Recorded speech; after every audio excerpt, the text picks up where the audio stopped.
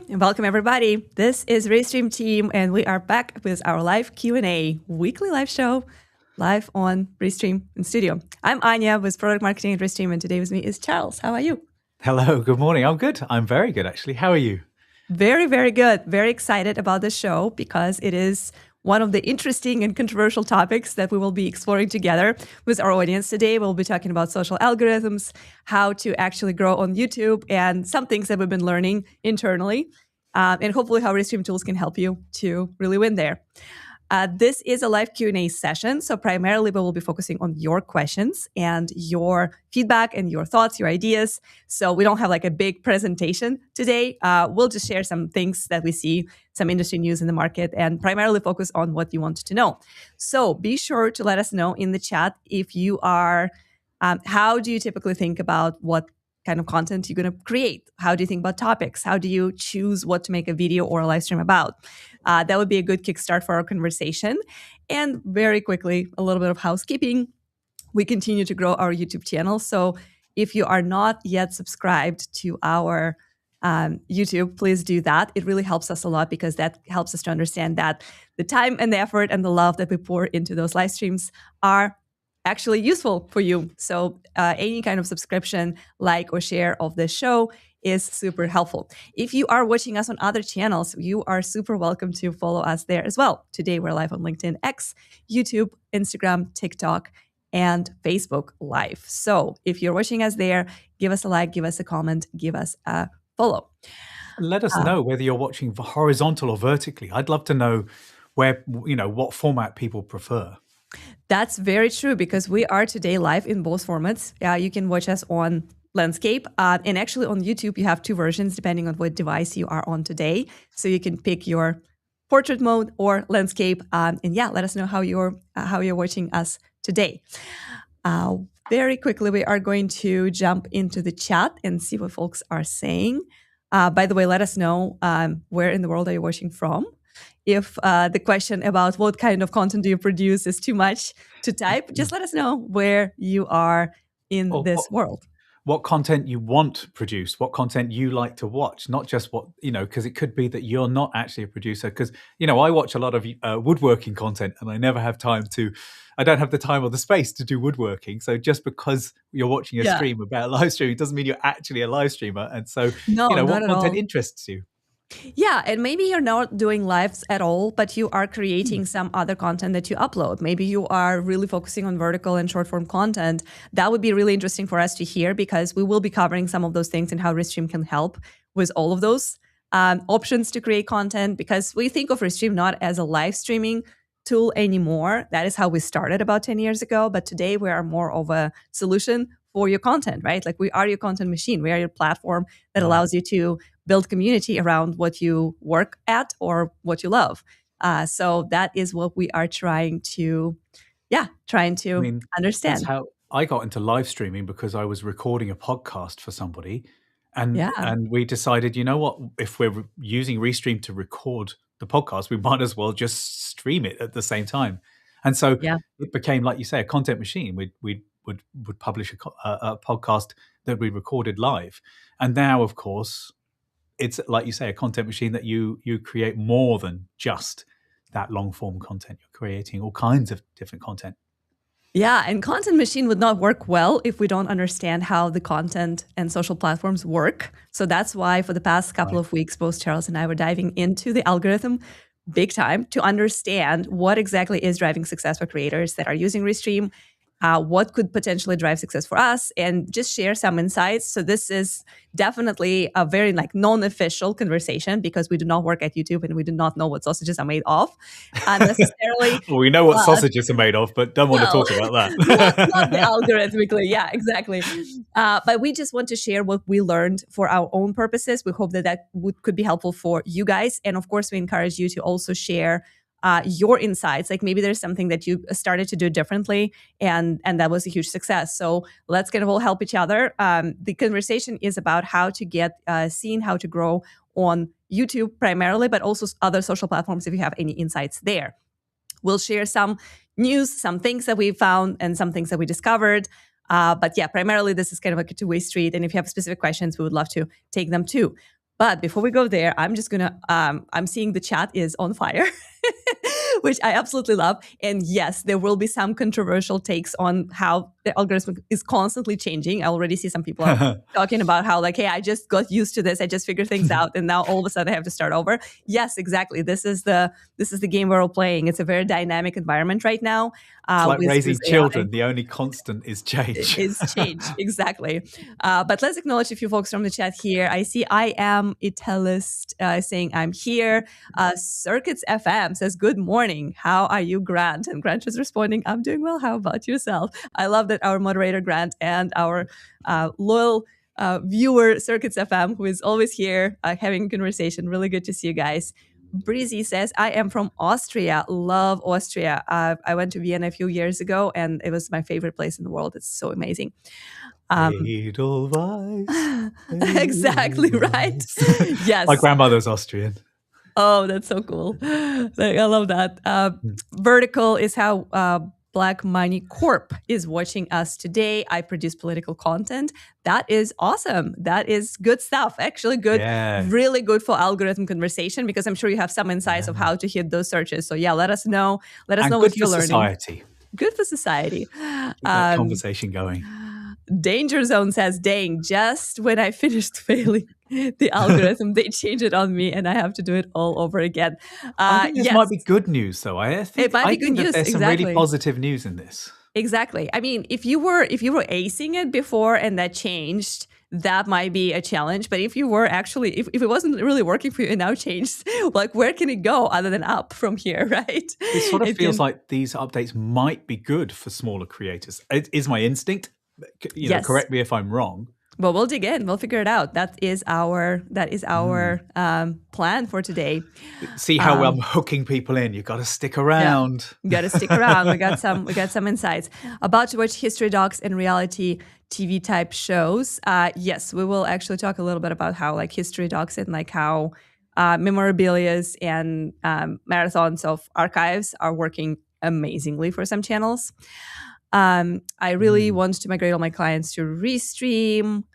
That is really nice. Widgets in OBS Studio. Yes, that is coming to Restream very soon.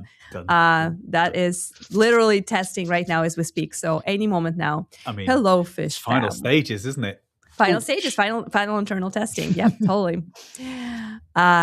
Question from X. So with DJs, are we able to stream on YouTube with or without copyrighted music?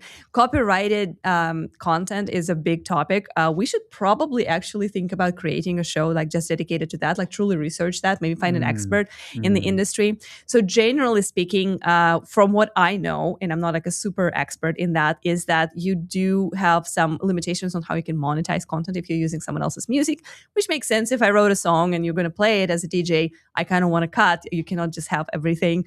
There are certain, I believe, certain pieces of music that are copyrighted more strictly than others. That applies to all content. I mean, Disney is notoriously protective of anything related to their intellectual property. So basically don't show anything from Disney is a good rule of thumb. So I would say for DJs, it is still possible. Don't mess with the mouse is what we used to say when I worked at Disney. Don't mess with the mouse. Exactly. So, but there are a ton of DJ streams on YouTube. It's just the question of monetization. Setting up proper credit, like when you basically say, hey, I'm going to play the songs and I want the artists, the musicians to get credit for that. So there is a little bit of that. AI is actually really good at helping you research those rules. So if you're using something like Claude or ChatGPT, I would definitely run your specific questions like, hey, I'm going to play the songs, I'm going to use this kind of tools. I'm a DJ creator. Like, what is my copyright? Best practices. I would say that would be something that I would do. There are some copyright rules on end platforms that Restream does not control. We do not censor or in any shape or form kind of like putting limitations on that content, but the end platforms all have different rules. And I believe because YouTube is primarily the monetization thing. So you will be losing some monetization by playing someone else's music, but I will definitely let us know if there's a lot of musicians in the chat today, and maybe we'll schedule something for the next couple of weeks to have a conversation about copyright and streaming music.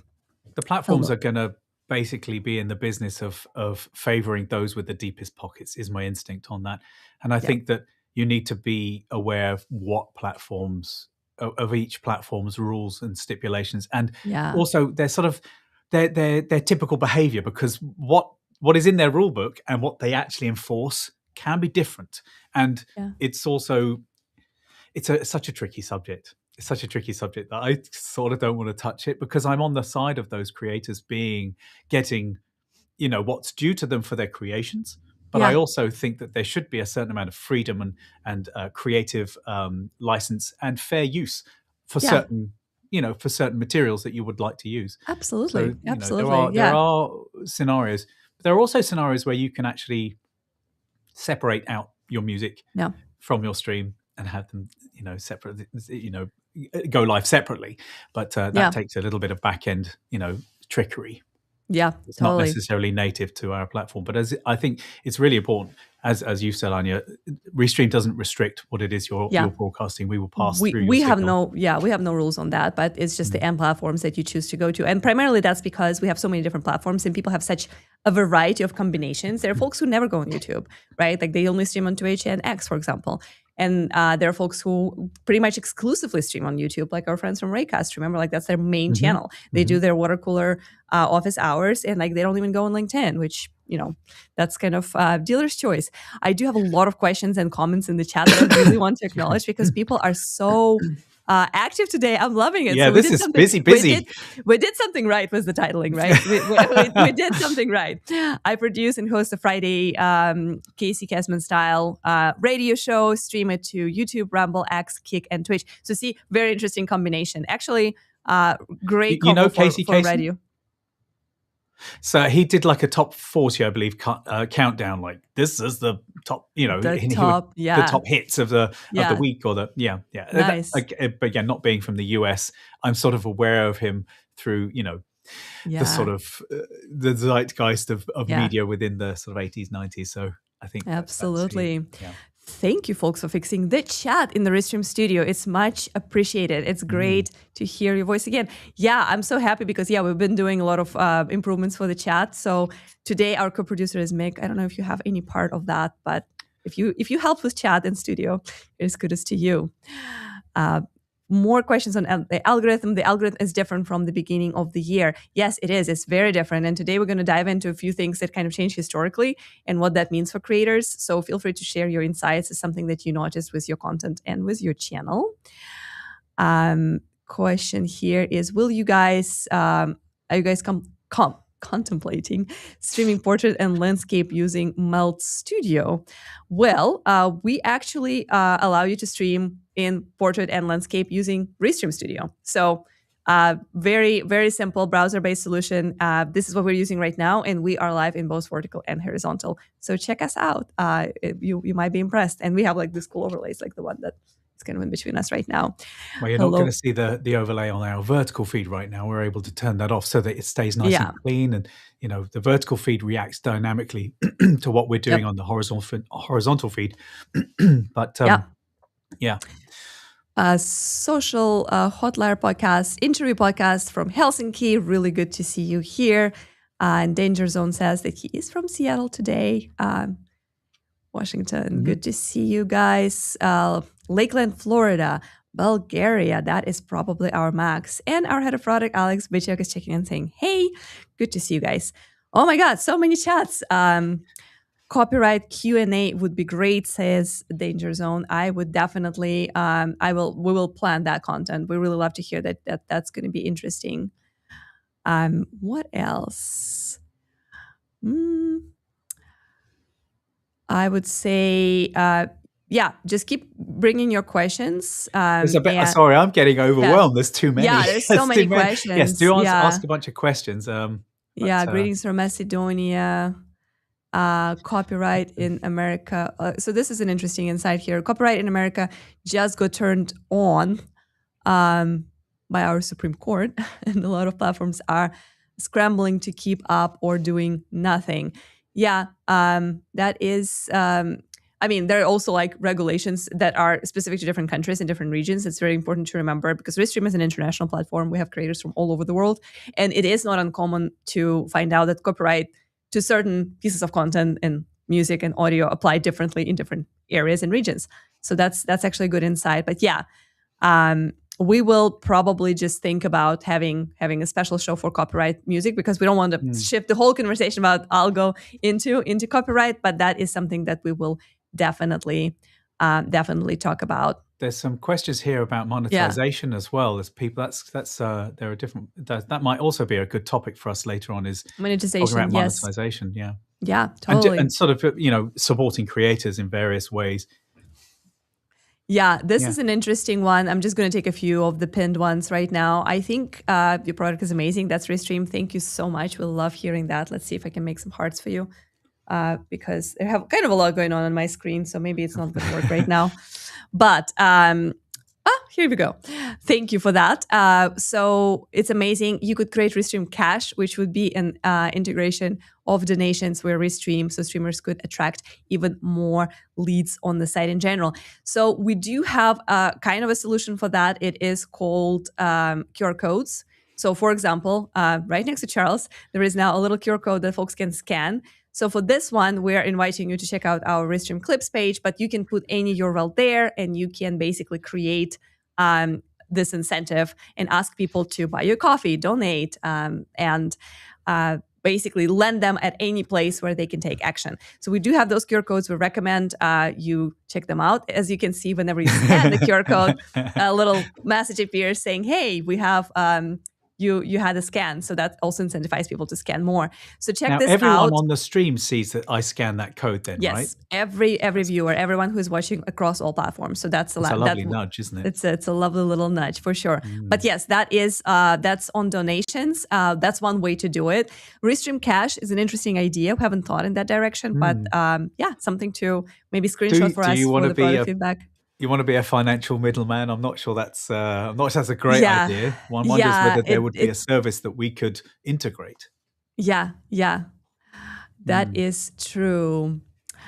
So DJ, so why does Restream have all those platforms so we can stream on, but we cannot post them on YouTube if they have restricted? Well, so because Restream services a lot of different types of content creators, right? For example, for Charles and I, for this podcast and for this live show, the music copyright restrictions do not apply. We don't play any music here. We talk, and we have creators who show how-tos. We have creators who vibe code and build in real time. We have people who are streaming music. We have people who stream video games. We have people who talk about some kind of, their own like hobby stuff. We have giant corporations that launch products. We have people who announce big changes. We have political podcasts, right? So it's a lot of different types of content creators, which is that's what's driving the opportunity to stream on different platforms. But copyright is a very specific issue that we completely can relate to for musical creators.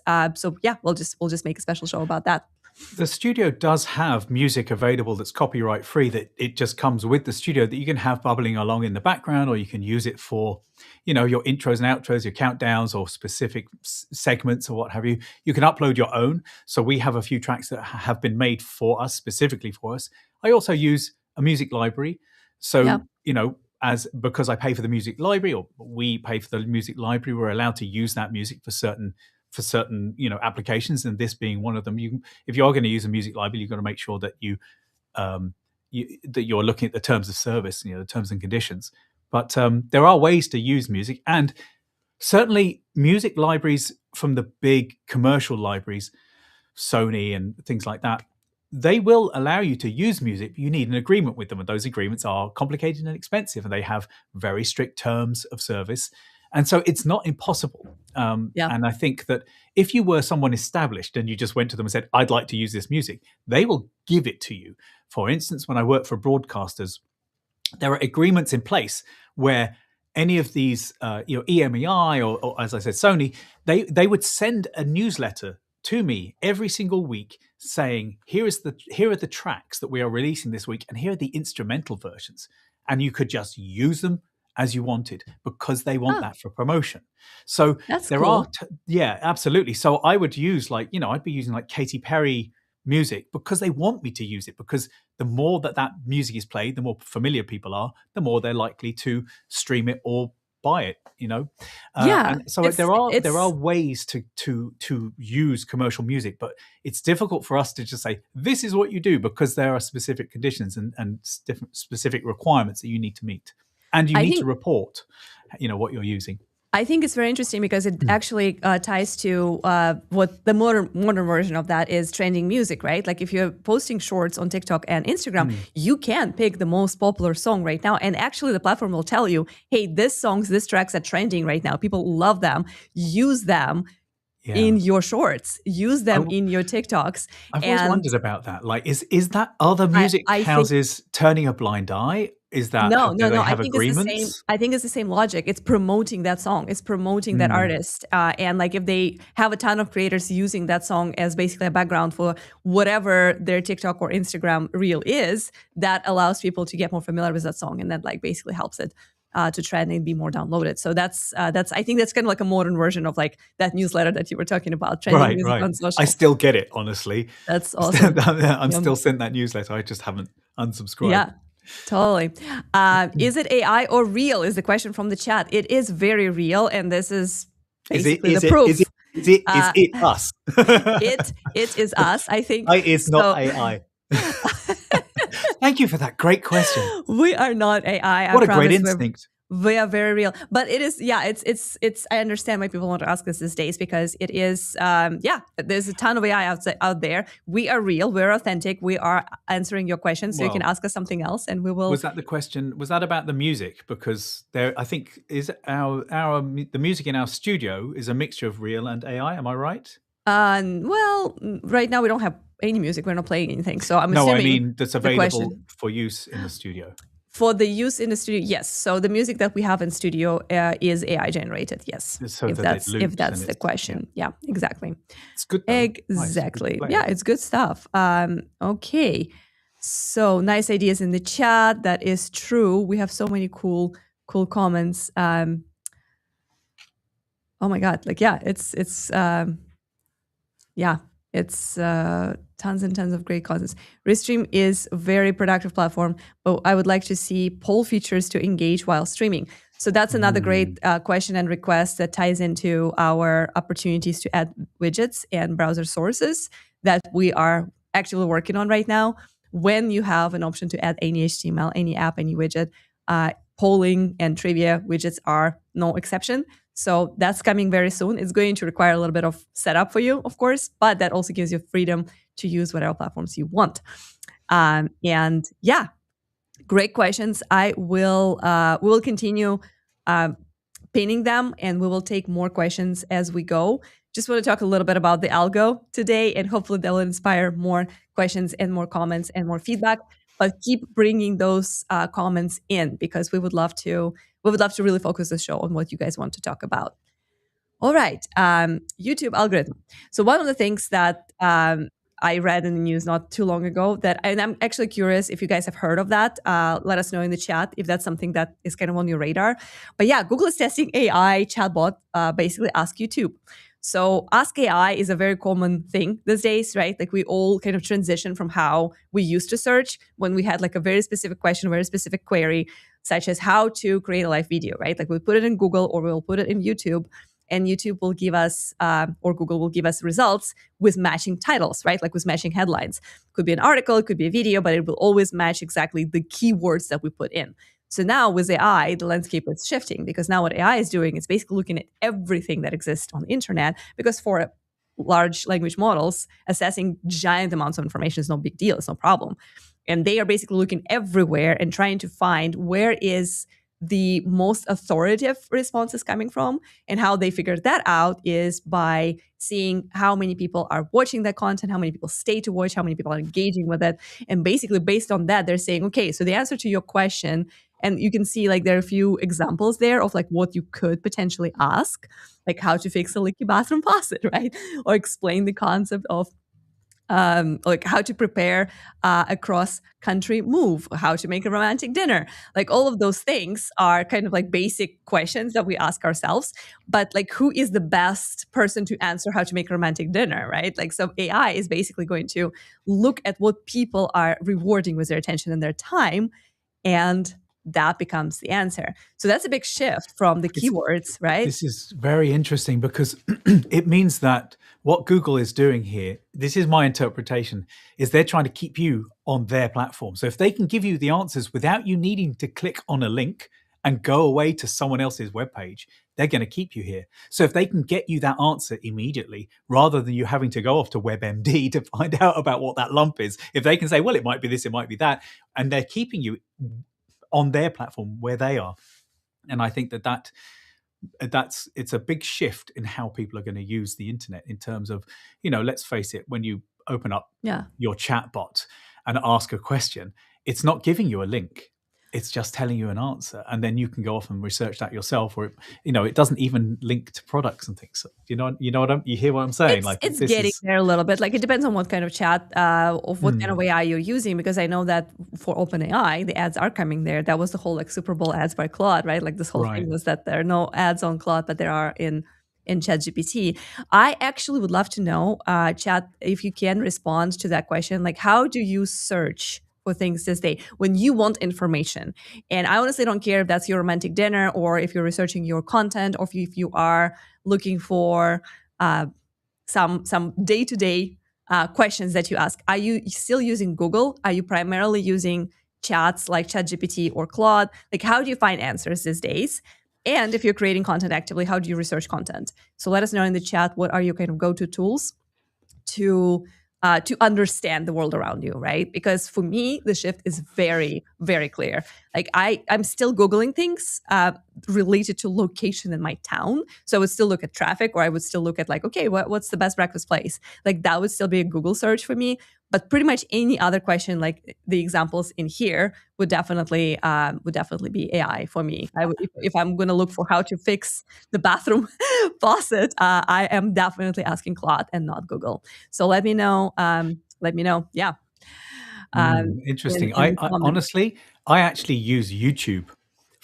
And I use Reddit for searching questions. Reddit, and that's a good one. Sometimes I haven't done it for a while, but what I used to do is do Google searches on specific websites. Yeah. So you could type in, honestly, off the top of my head, it's gone out of my brain, but you type in site : something, and it will search only, it will scrape and it will crawl that specific website. And so I would do that with Reddit, and I would do that with YouTube for specific questions. For example, a plumbing question. Absolutely, YouTube and Reddit are the places for those questions. Your search site, reddit.com. Thank you, Mick. This is a pro move by the there you go. producer. And he also says 99% AI, Googling only for maps and images. See, we're the same. I think the same way. I only do location-based and, like, specifically, like, my area-based queries. Like, it's not only going to be maps, right? But, like, if I'm researching a local speech therapy for my kid, yes, I'm going to Google it, because I know that ChatGPT will not have the best answer for Austin, Texas. But everything else that's not related to location and local stuff or local news, it's absolutely AI for me. Kind of related. Has anyone used an Amazon? I'm not going to say the name of the device, the name of the female name beginning with A.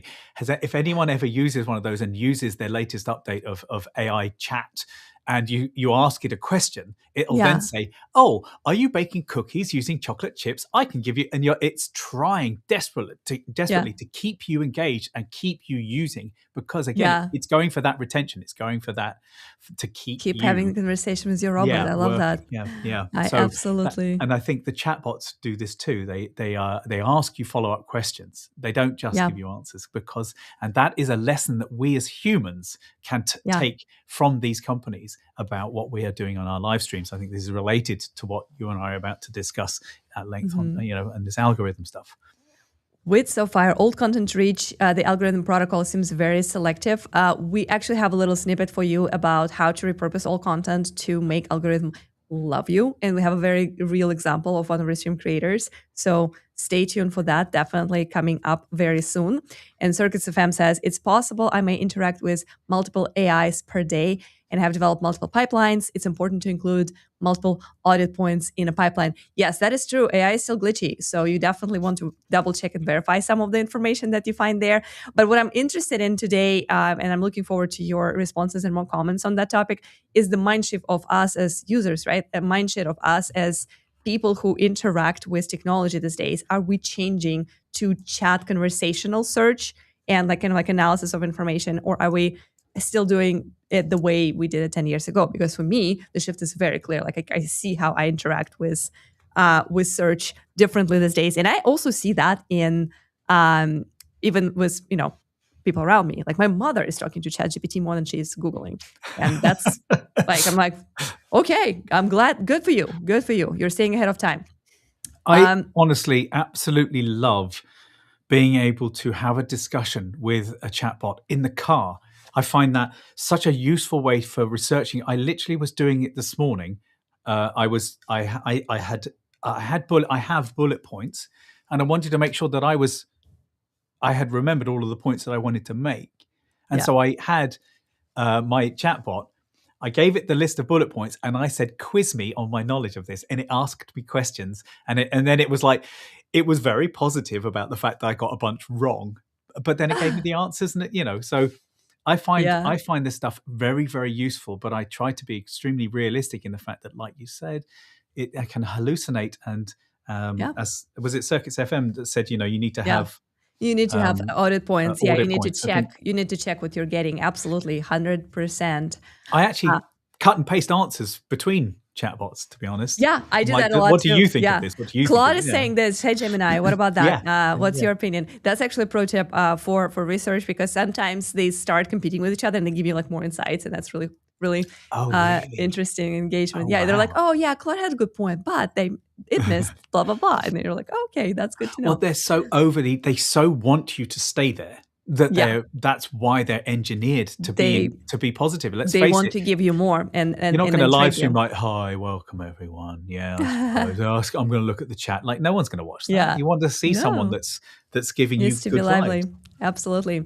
So another thing that I think is interesting about YouTube, this is kind of old news for a lot of you guys. If you're watching very carefully the trends on YouTube, you might remember that there used to be this YouTube trending page, right? Like you can go on YouTube and you can say, hey, what's trending on YouTube today? And you can set up your region, you can set the time frame and say, okay, I want to know, like, what are people talking about in general in the United States, right?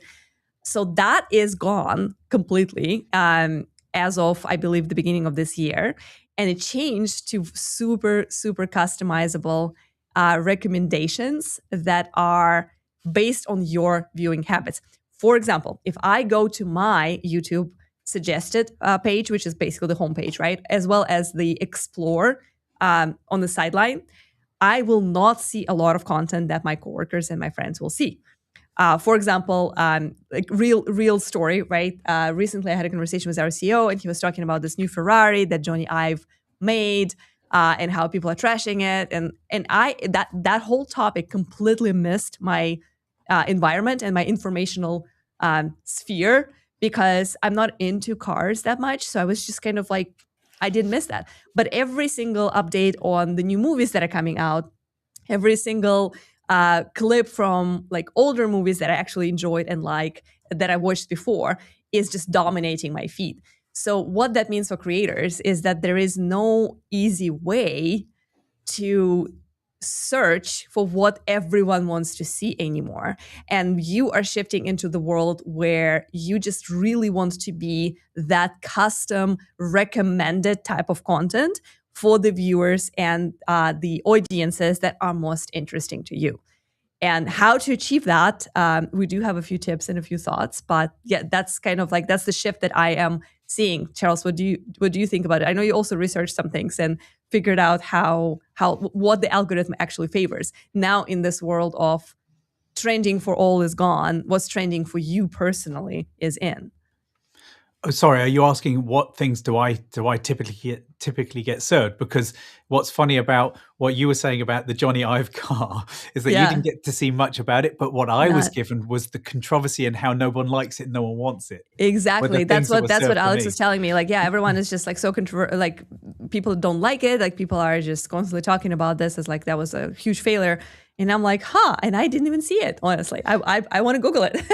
or I guess AI is. Honestly, what's really strange about that, though, is that I wasn't told that it was a Johnny Ive car. I was just told it was, what was given to me was like, ew, yuck, Ferrari, no one wants this. It's Ferrari's first ever EV, complete EV, and no one likes it. And then I did look at it and I was like, that's a strange looking car. And it's only later I learned that it was Johnny Ive. So I think that Johnny Ive is looked at so favorably, Sir Johnny Ive is looked at so favorably that it's not, he's not controversial enough. So they literally, I like it, but then it also, if you told me it was a Toyota, I'd say, yeah, like you know what I mean? It all looks very, very similar. Yeah, it's got the yellow, brakes but that's awesome. Thank you, Mick, for getting this up for us, because I was like, I need to find it. And like, this is the beauty of co-producer, by the way, team. Like, if you are streaming and hosting shows on all the time, get yourself a co-producer, because then this kind of magic is possible. Because I just thought about, like, I'd like to see it, and our co-producer made it happen. Thank you so much for that. I think the point was that no matter what you do, these things are all very personal. Like, your experience online is very personal. It's tailored to you. It has been for a very long time, but it's getting more and more obvious, especially when you and I have these conversations. It used to be that we would all chat about what was on the 10 o'clock news last night, or what happened in Game of Thrones, or when I was a kid, what happened on the A-Team or Knight Rider, that when everyone would discuss that at school the next day.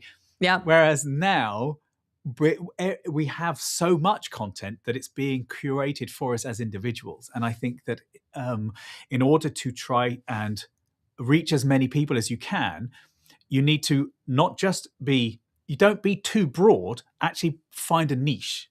And that niche has crossovers. And so when I'm discussing that car, I probably should use keywords and in my speech and in my titles and my descriptions, Johnny Ive, Ferrari, EV, not just one thread, actually try and cover more bases.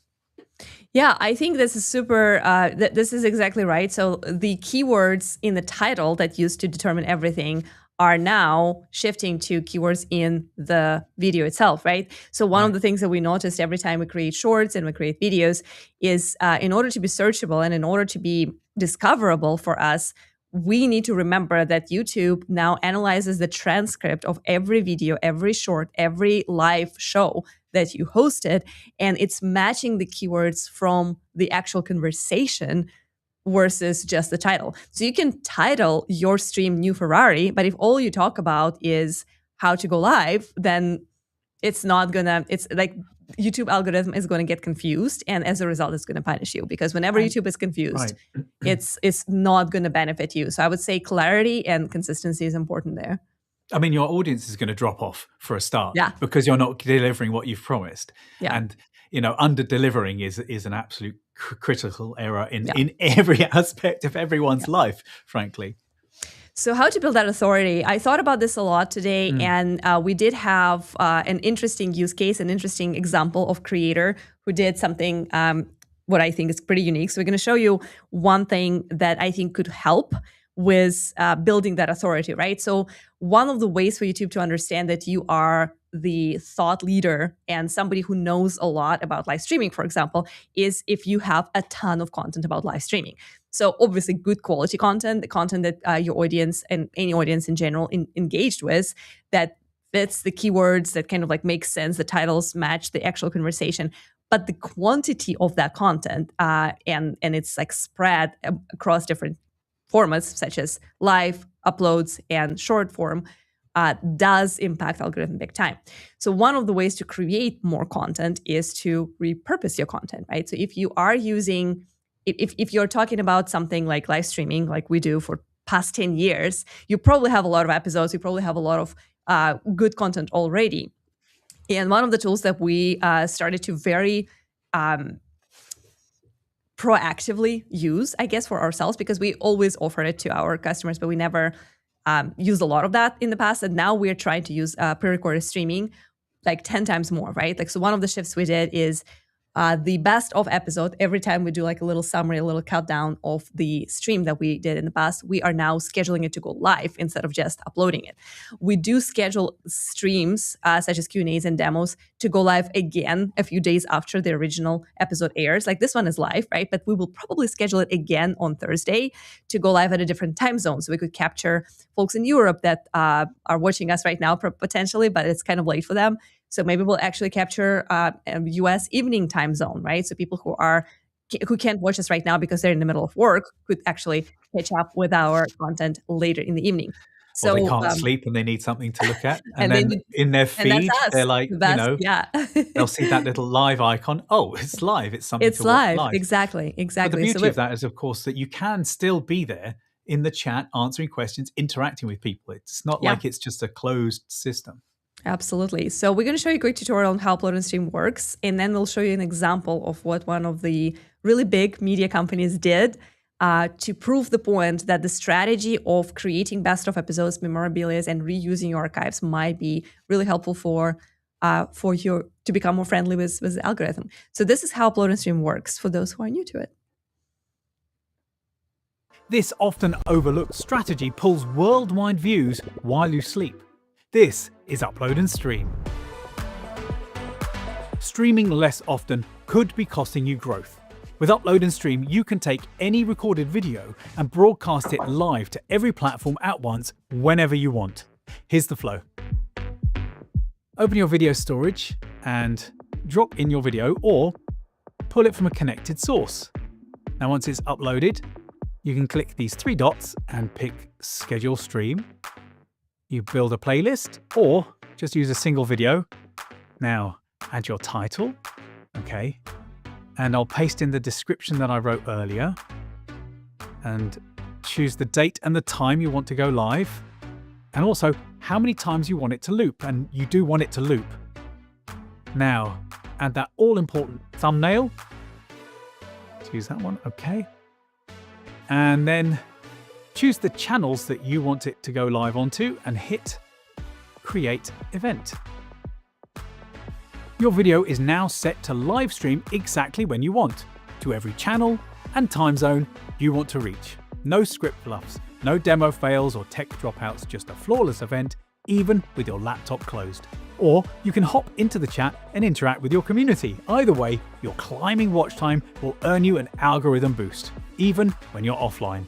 Give Upload and Stream a try, subscribe for more tips, and let us know how you get on. Cheers! No way! Yeah, no way. I love that. It's so strange to see myself. I love that. Yeah, the sirens were kind of like, okay, so here's what happens if you are I mean, I promise that happened. I did add the sound a little louder, but that is exactly what happened while I was recording. Yeah. So I'd forgotten to close the window. Yeah. If you don't want sirens, use Upload and Stream. So the use case that I wanted to share today is from America Got Talent. So that's one of the shows that most of us are super familiar with. I have definitely seen a lot of the episodes, even though I'm not like a big, fan like that, never misses a single episode. But there's just so much content from those shows outside of the TV, the traditional show itself, right? Which I think is a really interesting, a nice segue point to what we're trying to share. The reason why I personally know about America Got Talent that I would never watch on TV because I don't own a commercial TV, like cable, whatever network thing, is because I watched little snippets on YouTube. You're so into like the live streaming and the online system. You're like, I don't even know what it's called. Yes, broadcast television. Broadcast television, exactly. The traditional I just don't have that. I don't own that. Like the only way I personally consume content is through social media, like through YouTube, through X, through LinkedIn. So this is how I learned about the show, is because I saw snippets on YouTube. And of course, the media companies that run the show know that. And they're like, okay, so how do we attract more people? They are like the original, aren't they? For literally decades. As long as social media's been around, these platforms have been very, very smart about how they promote their product and how they get their message and they get their content out there. And this is everyone has seen, the big people and being critiqued by that awful man. Yeah. And you see big acts, like you see the whole act, right? Like you don't see just like a little teaser, like they just let you see the whole thing. Well, you know why? It's because you will stick around. Yeah. You might skip through Simon Cowell wonking on about whatever he's saying, but you'll watch the act. You'll watch the act. It's engaging content. It is, absolutely. And that works. So this is what they did recently. They are launching the new, I believe it's the 21st season of America Got Talent, which is crazy because there's so many seasons. And what they did is they reached out to Restream and they basically said, hey, we want to run a 5-hour pre-recorded stream with our archive. We want to remind people about our best acts and like the most interesting episodes and most interesting moments. And what they did, and this is actually just like a little edited version that we created. But what they did with it is they published it on 32 channels at once. Those included America Got Talent YouTube, Peacock's YouTube, NBC TikTok, multiple Instagram channels, including for people who are some of the talent that participated in the show. They paired some of the actual acts. They primarily just they use an agency that basically created the whole media activation for them. But I think what's really interesting here is they took their archive, right? Like they took the content that already exists. Then they built a playlist of it that lasted for 5 hours. They looped it. So they basically said, okay, we want to kind of like let people replay this content a few times so people can kind of chime in and drop out for the longest time.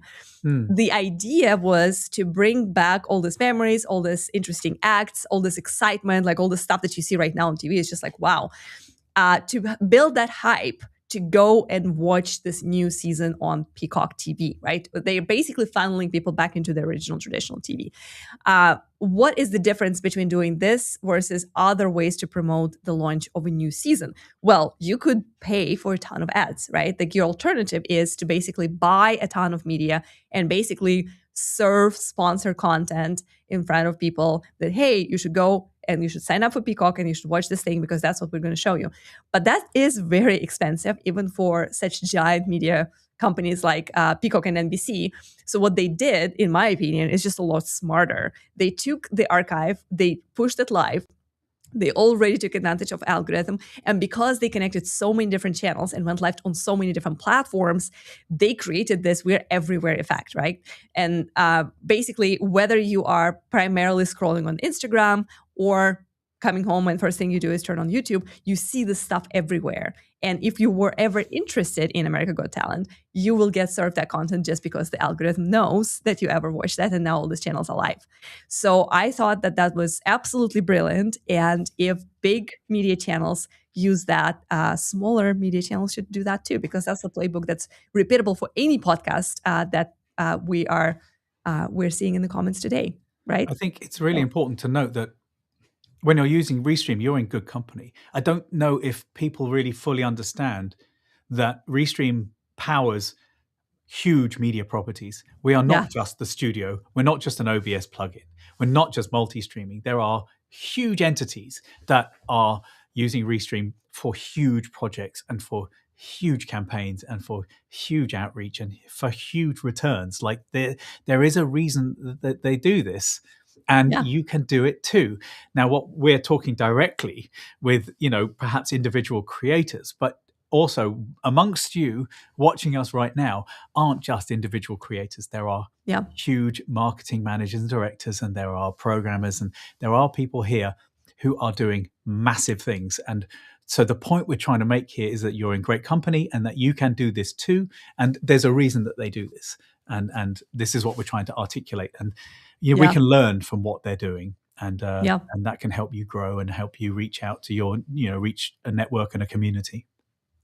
Olena says more people should know about this. I know we are working on a little wrapper, and hopefully we'll share some more kind of like breakdown of what happened there. I'm working on that piece on LinkedIn, so stay tuned for that.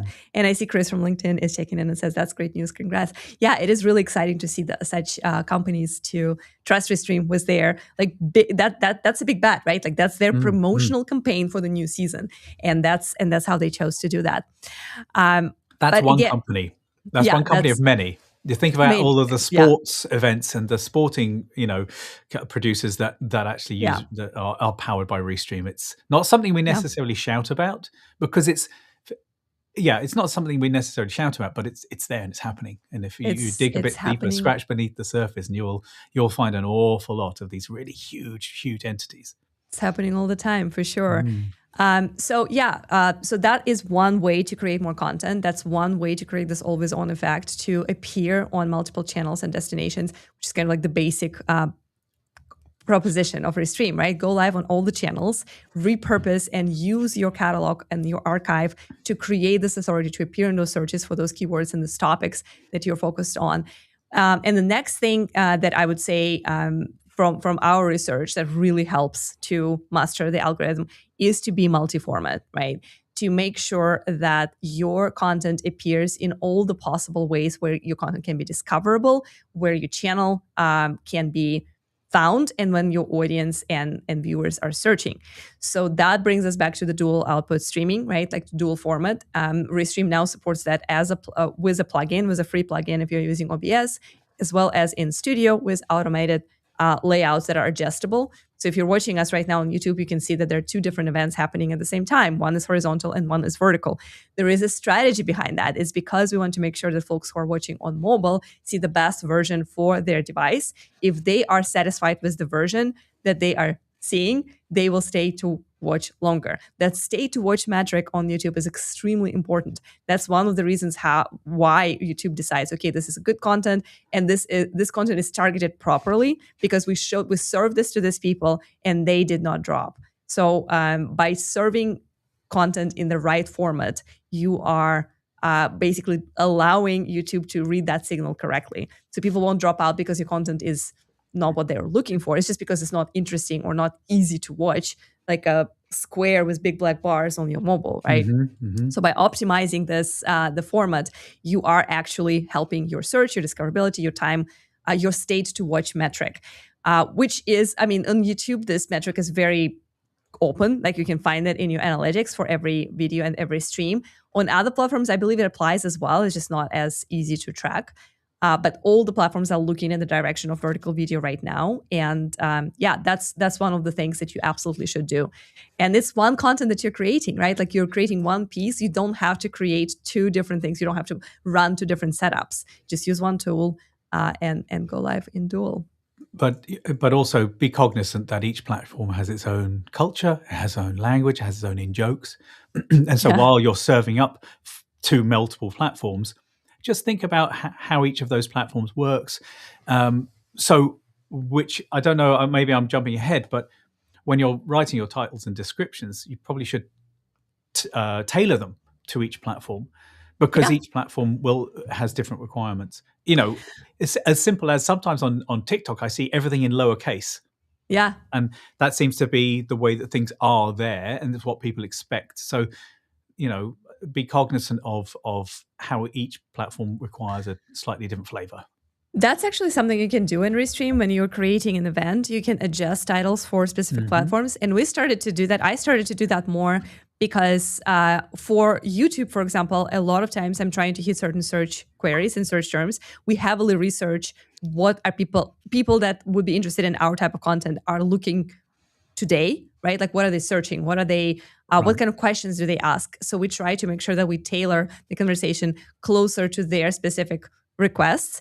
And then on LinkedIn, a lot of times you just need to stand out from the crowd, right? Like you need to create like a little bit more provocative titles and like something more interesting. Same for X on steroids. There, go provocative all the way, right? 10X, the craziness.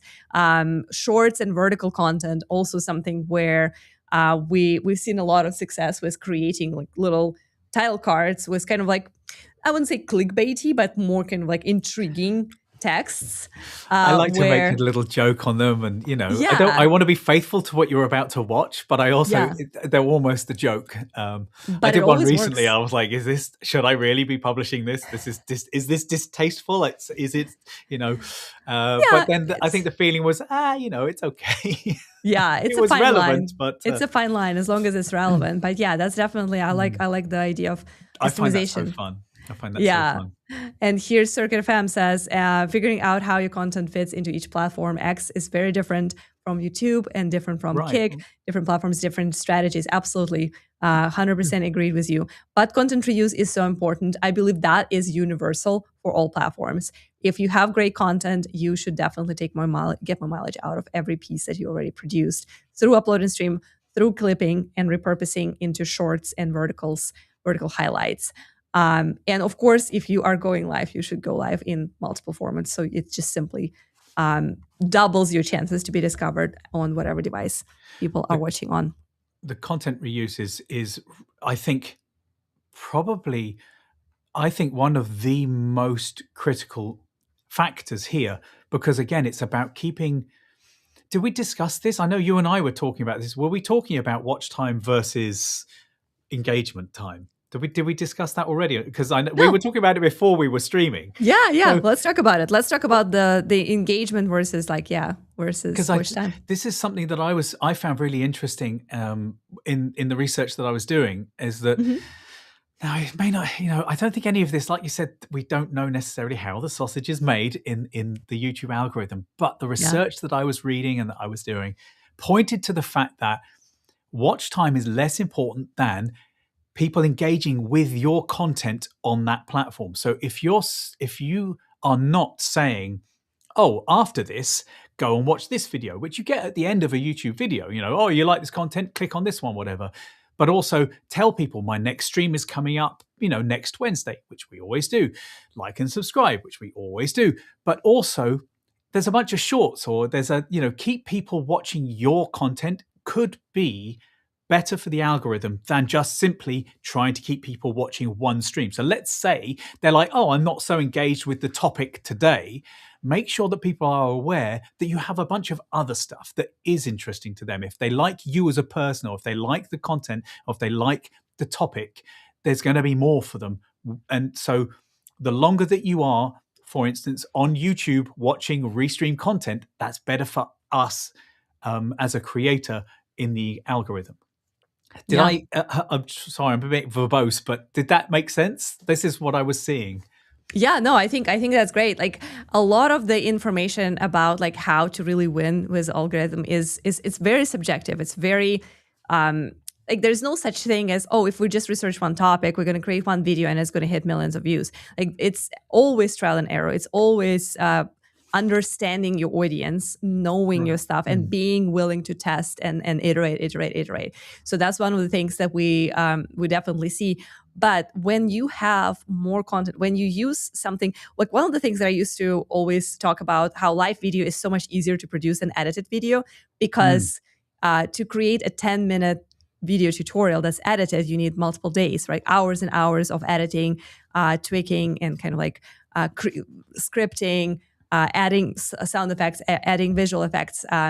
And 1 hour of live content takes 1 hour, because you simply turn on the camera and you go live. Yes, you do some preparation.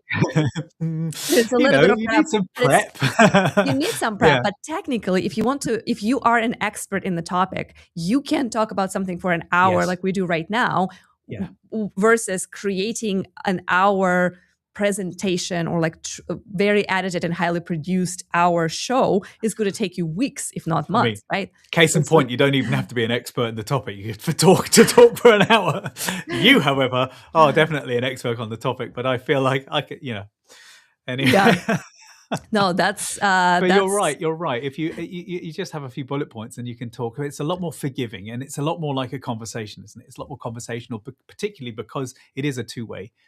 But then there's so much you can do with that, with clipping, with pre-recorded streaming, with transcribing it, with turning that into little audiograms, with turning it into podcasts. One of the things that we do a lot for our like little pre-promotions. So how do we record a pre-promotion for our show, for example, right? A lot of people think about it from the perspective of like, okay, you need to write a script, create this whole like concept, like the narrative, right? Do the designs.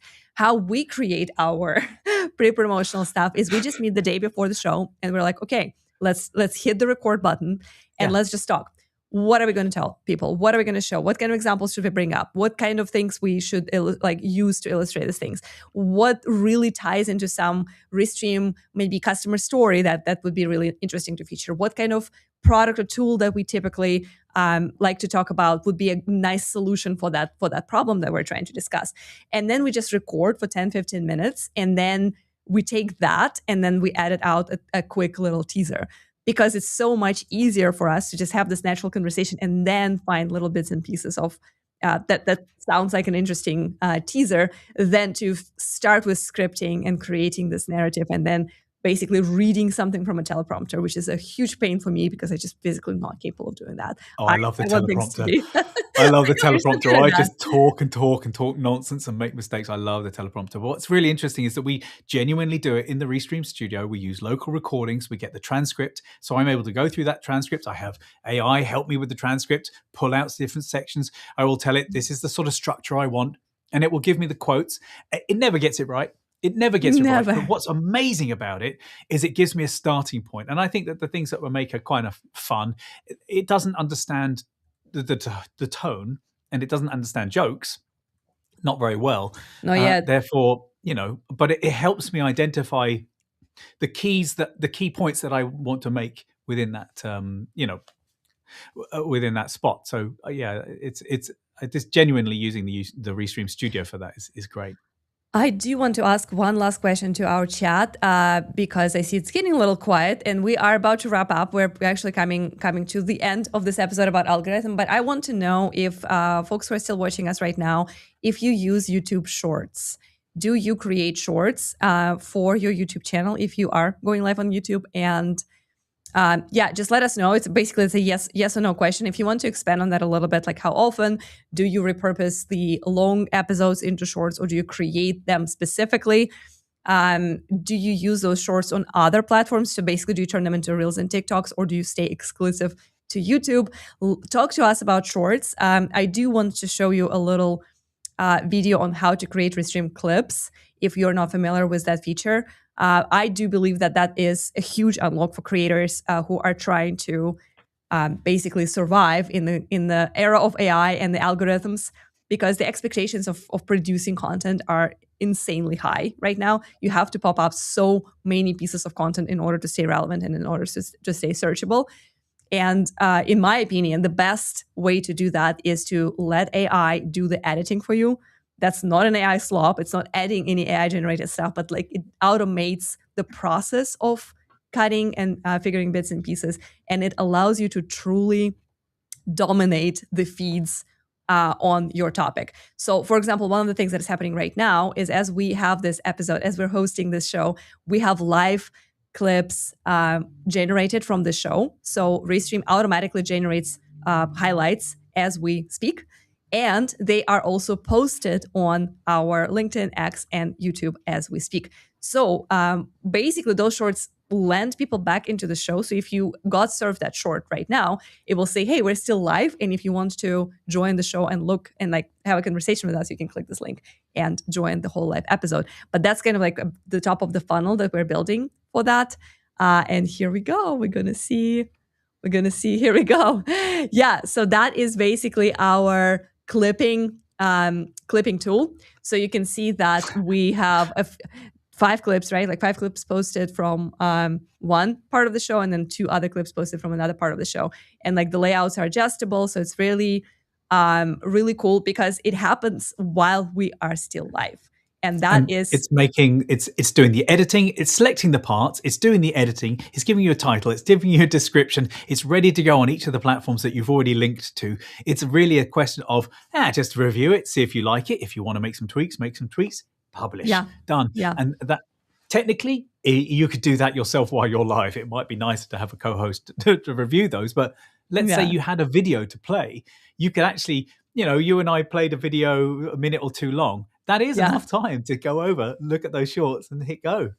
Absolutely. No, that's that you can do that as a one person show for sure. Co-producers are super helpful in that, including that moment when they drop in an image. So thank you, Mick, again. Yes. You are the star. Circuits FM says, I do not create shorts. I would like to know why. Let us know, is it a strategic reason? Is it a limitation of time? You physically cannot handle that much work?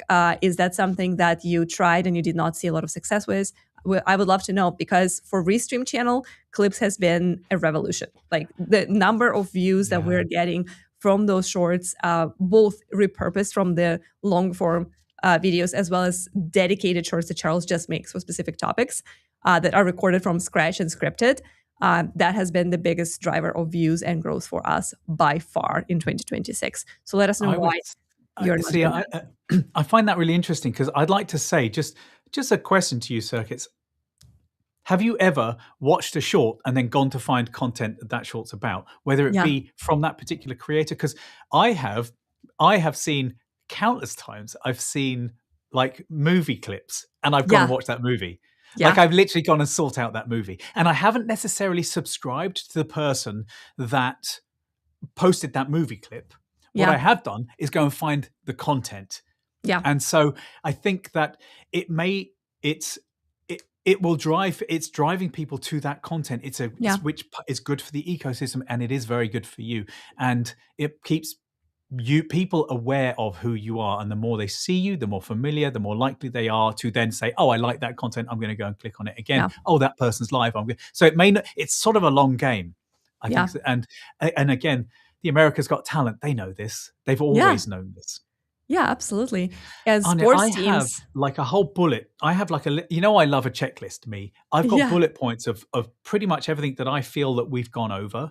Is there time for me to go over just read through let's that whole recap. list? Let's recap, because we talked about all the core things that we recommend that you consider and do for better results and better outcomes and winning with YouTube algorithm, and with the changes that we're seeing based on our own experience, based on what we see at Restream, and based on what we see with other Restream creators and data that we have access to. So let's go ahead and give a little roundup. So there are like the fundamentals of sort of before, during, and after, like picking an audience, a topic that the audience cares about, and using your instinct on that, and writing clear benefit-driven titles and descriptions and things like this. But I think that more so nowadays with these shifts, let me just list the before things. So multi-stream, you've got to don't rely on one platform.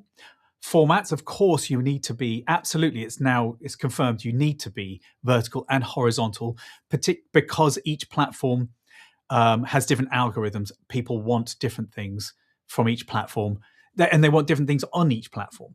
The topic, don't go on instinct. Use your data, and the data comes from after you've streamed. Look at what questions were asked in the chat, what questions were not answered in the chat. You can't really go on gut instinct. You also need to keep up with the news around your subject, and be relevant. And then the titles, they do need to be optimized for each platform individually, because they have different algorithms. This ties in also to the formats. They have different algorithms on each platform, but also the formats have different algorithms. So, work with the culture of that platform. Now, during the show, you need to point viewers to what else you have available as content, be that pointing viewers to your next stream, or to your shorts content, or to any other videos and any other content. You could send them off platform to your blogs, or to subscribe to your newsletter, or to your Patreon account to, give you a tip or buy me a coffee. Because if you can keep them on that platform, it's the session depth, it's how long they're on that platform, engaging with your content on that platform, that matters probably more. So then you also live clipping, as we just touched on. It's really great to live clip to bring people into that stream as you're live. Now, afterwards, shorts are a no-brainer. You do need to be clipping. You do need to be putting out shorts of the content that you've just made or are making, but also shorts perhaps around the subject matter to reinforce you as a content matter expert. This is particularly, I see this a lot on LinkedIn. You see a lot of people that are subject matter experts.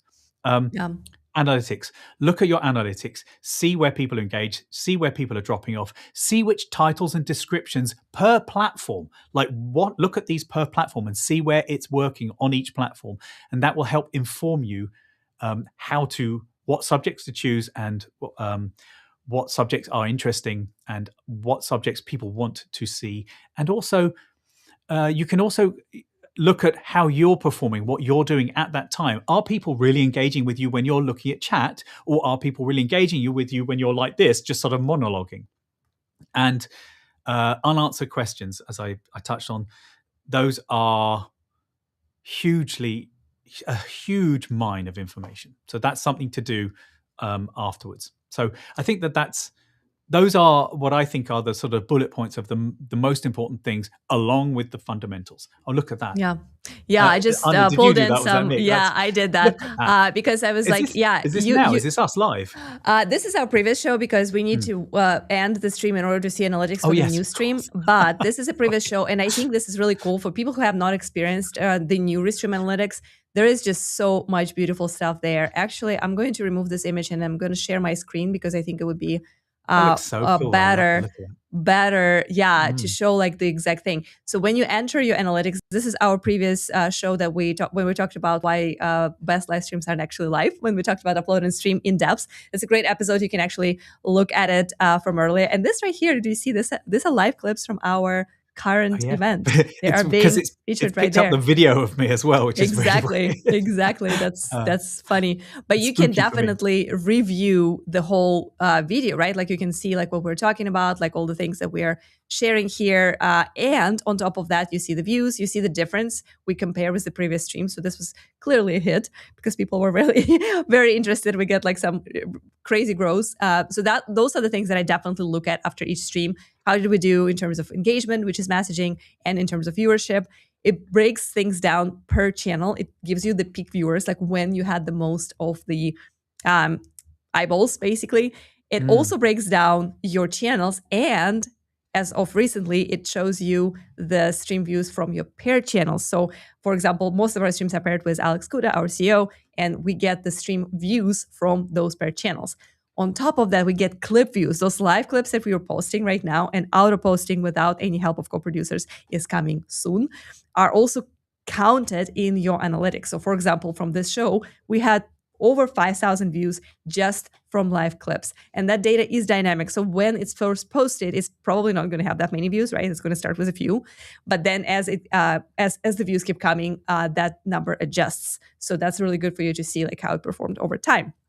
And of course, just while you go on, can I just say what Anya's doing right now is live sharing her screen, but she's also controlling it in the studio. So Anya can zoom in and move around, navigate on that screen as if she were just on a web page. I just want to make that clear that she's not on a separate page. She's within the studio, navigating that web page. I love that. So I love that. That's a new feature. Absolutely.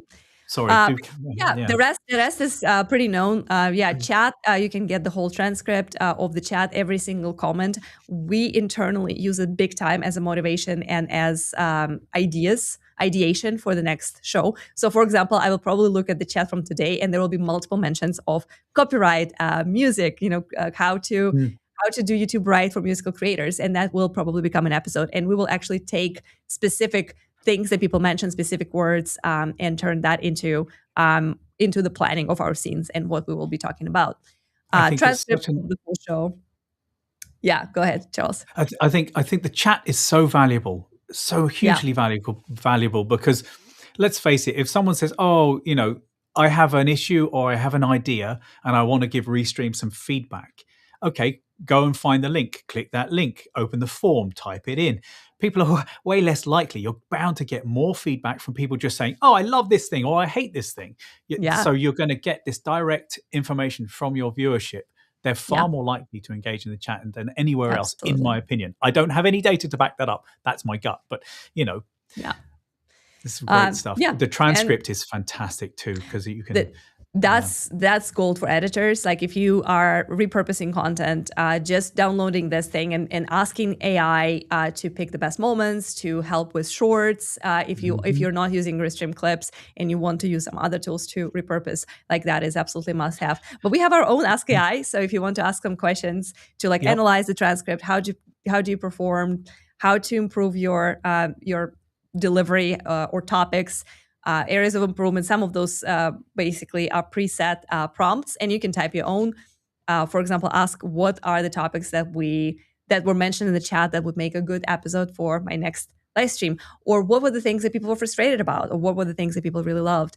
So all kinds of opportunities. You can also ask like more technical things, like what were the peak viewers, what was the moment when we got the most chats, what was the moment, what did I say specifically when people are really started to engage and activate. So or timestamps for that. So there's all kinds of things you can do with Ask AI. But yeah, I just wanted to show this to you guys because I think it is it's a new feature. Not everyone knows about how our analytics improved and just completely got reimagined.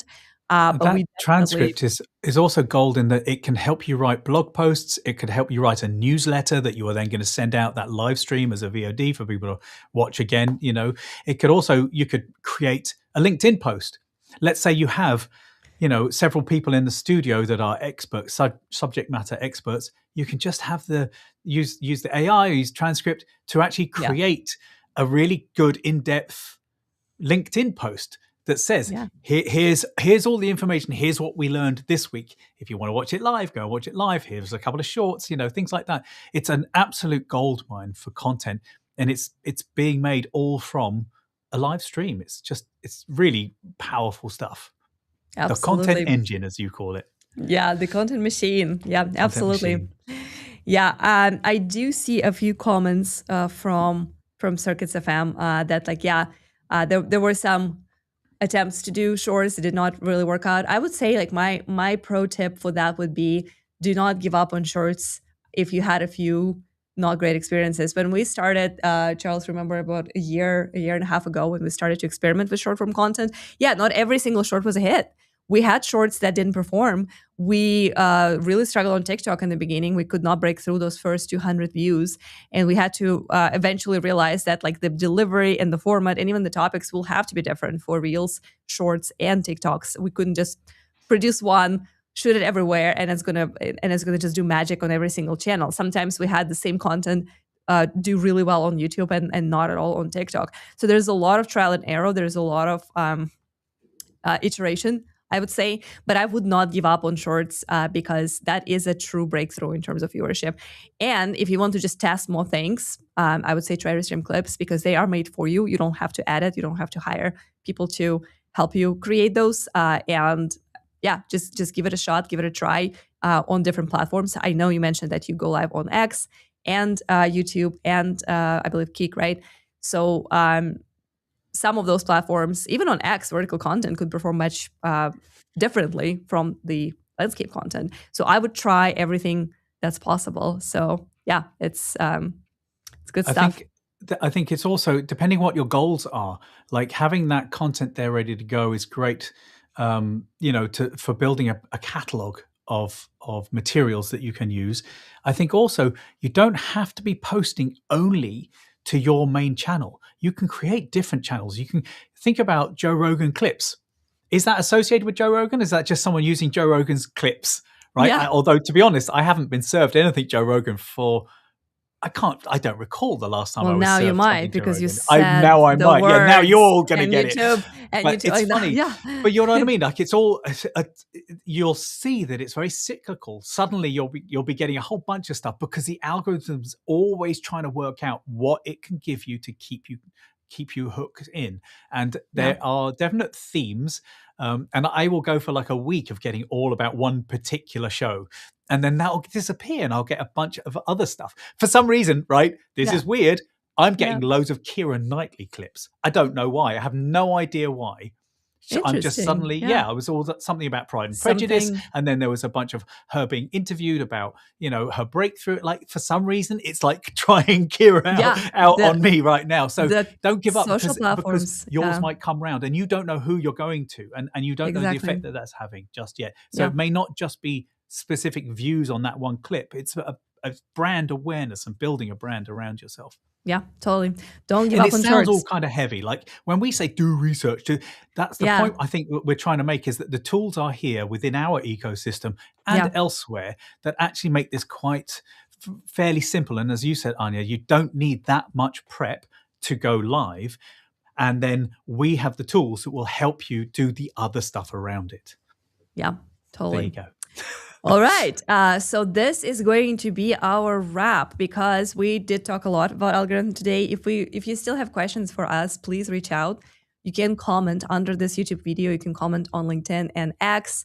We will be back again next Wednesday with a live show. We will definitely think about how to create a show around music and licensing and copyright, because I think it's a big topic and we actually need to research it. I bet that's going to give us some interesting, like I'm sure a lot of people are searching for that. So that could be another great test for us to hit what people are wanting to know, right? They can do some research for you and look for some experts maybe, because we have a lot of musical creators in our ecosystem, and maybe we will have someone special as a guest to talk about how they handle these things and what worked for them that could be replicatable by you. Yeah, absolutely. I think this is case in point. We're going to use the interaction of this stream to power the next, and we're telling you about how we're going to use it.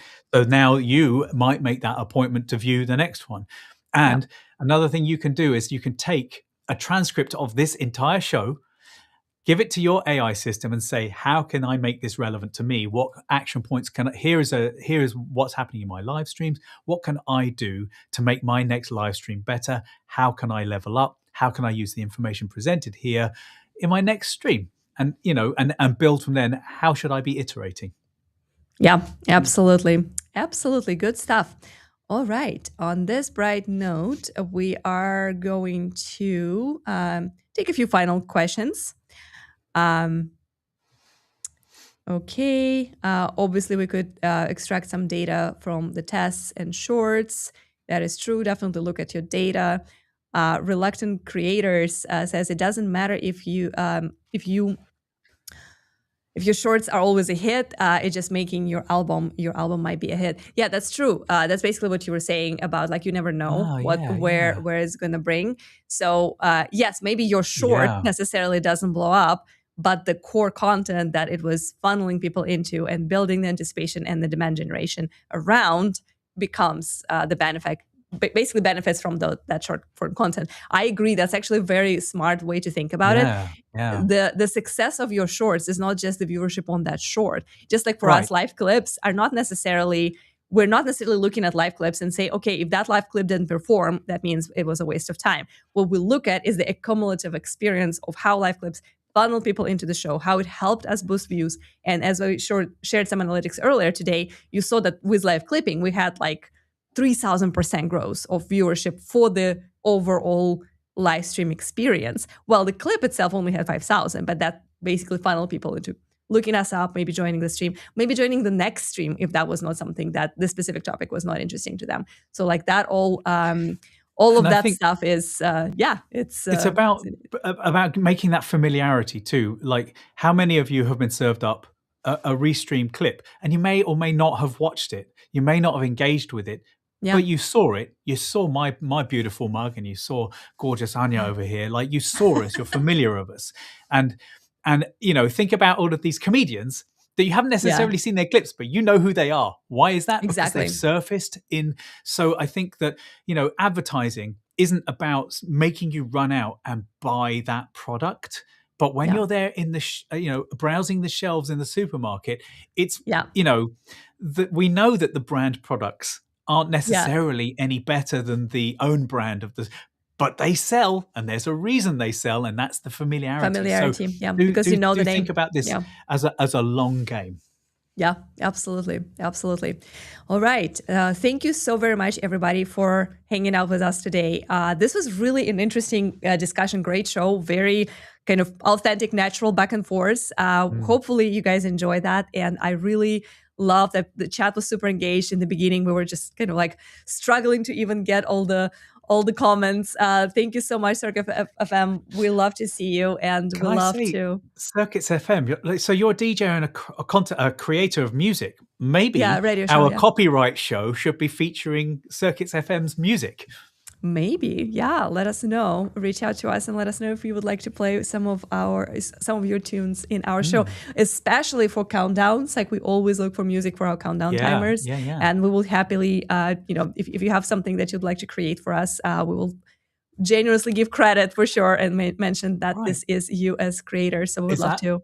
Is that like an open call to all creators to, let us know if you're making great music. If you're making great music and you want to participate in get featured in our countdowns, let us know. If we love your stuff, we'll play it. Like, absolutely. Yeah, or make a countdown for us. Like, we love the countdowns. Make something, abstract or specific. Yeah, any design ideas, anything. I'll always super welcome. So thank you so much for gallery section. Yeah. Thank you for hanging out with us today. The viewers are the ones who make the show interesting. Your questions and your feedback and your comments is basically the stuff that drives this show, right? Like, this is a Q&A, and hopefully you guys got some answers to your questions. We will be back again on Wednesday. Big thank you to Grant. He was our moderator today on YouTube, helping out with answering questions that we couldn't take. Mick was behind the scenes. He was helping with pinning the chats and dropping a bunch of relevant photos. You are literally the best in that, best in class. I'm so happy. By the way, first time co-producing. He's really getting it. We have, I believe, Romario on live clipping, or somebody from his team. Thank you so much for cutting those highlights for us and posting them live. And of course, to my co-host Charles, always the best show, because we have such a great dynamic, and I'm always looking forward to Wednesdays when we can chat. And, I love Wednesdays. I love Wednesdays. All right. See you next Wednesday. Thank you for coming in. Thank you, Anjo.